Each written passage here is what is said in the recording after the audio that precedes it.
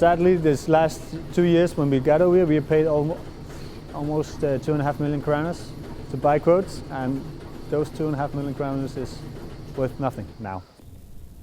After over 30 years, the European Union milk quotas are being lifted.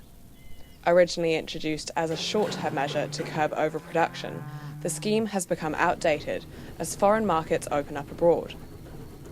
With a comparatively large herd and the possibility of expansion, dairy farmer Klaus Fenger has been affected by the quotas and looks forward to the changes. Right now we have 415 cows. These last 2 years of the milk quota system, we had a problem with overproduction. We produced too much milk, but we also increased our production very much. We doubled the first year and the second year again. It has been a big calculation how much quota we need to buy. The first year after we moved over here, we got a quite large fine. It's been hard. Without the milk quotas, European Union states, including Denmark, are better placed to compete on the international market. Production is expected to increase only 1% in 2015, but will rocket in the coming years. By 2020, the US Dairy Export Council suggests that European Union states will produce 15.4 million tonnes of milk. That's 11% more than in 2013.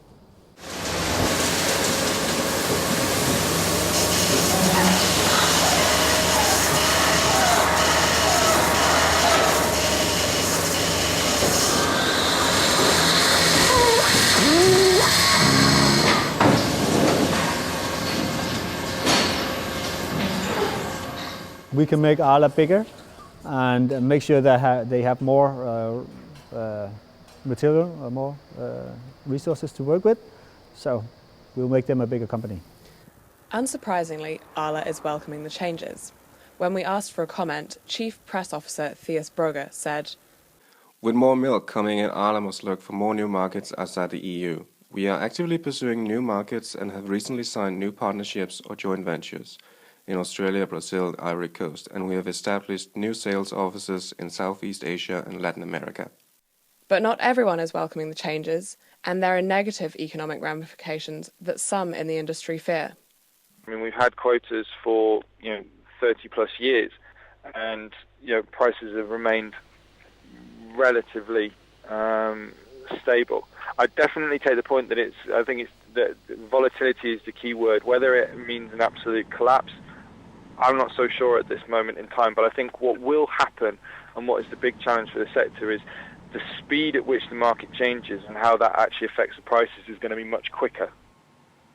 However, the concerns are not only economic. With increased production and possible larger herd sizes come environmental concerns that are inevitably linked to intensive agriculture. Irene Viborg works alongside farmers and the wider agricultural community to help reduce their environmental impact. In Denmark, agriculture have a high impact on the water environment, and that is due to that, farming takes up about 60 to 65% of the land use in Denmark. And it's the way we work very intensively with agriculture, of course, have an impact on water. So agriculture have a relatively high impact, even though that agriculture are working very much on how to make better use of the nutrients, and in that way not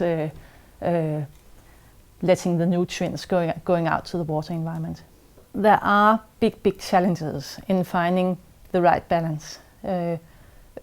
We have made calculations of the costs for the farmers for the very strong environmental focus there are in Denmark.